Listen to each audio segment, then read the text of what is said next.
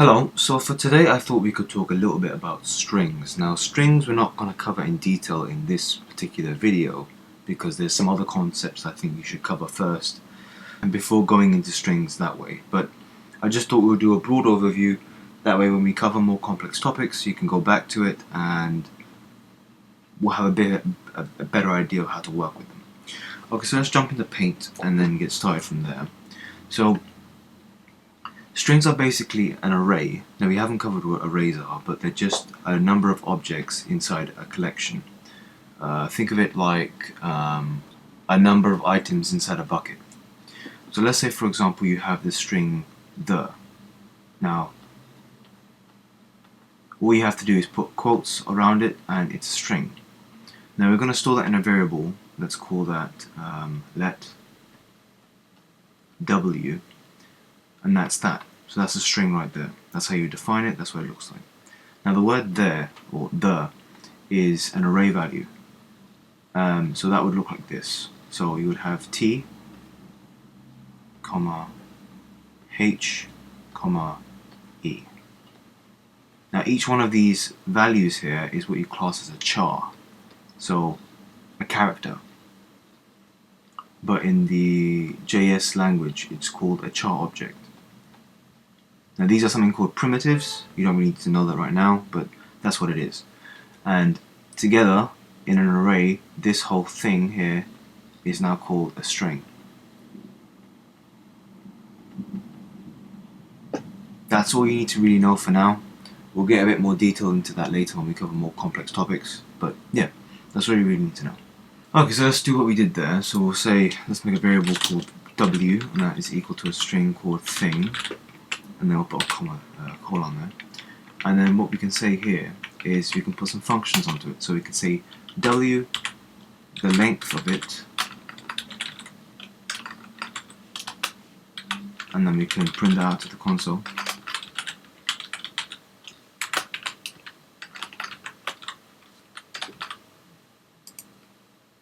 You can see the word is 5 units long. Cool. Now there are some other functions here that you can use. You can join strings together. So let's say for example we wanted to do something like plus the, I think this should work, hopefully.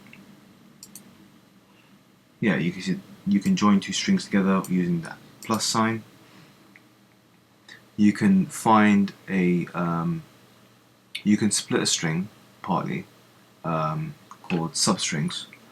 So we can do something along the lines where we go w dot substring and then get the character unit at, let's say, 2, like I talked about before. Because they're in an array and they have placement values, you can say I want you to grab the character at 2 and grab the character at 5 and then console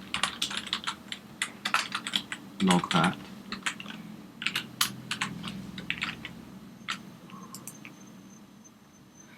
And you can see it gets the ing there.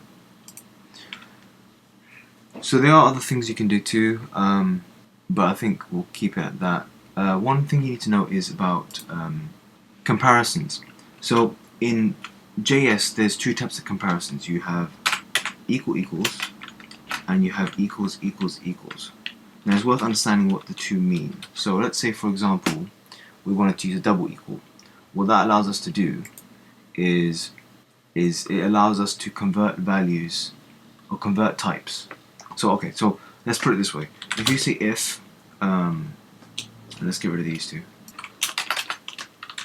you get a number, so let's say that's 1, is that equal to the string value of 1, what that will do is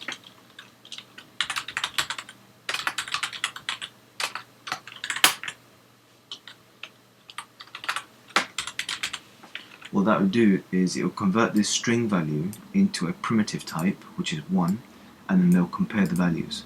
So it will try to make the values of these two types the same, so it can compare if they're true. And in this case, it's true. You can see it there.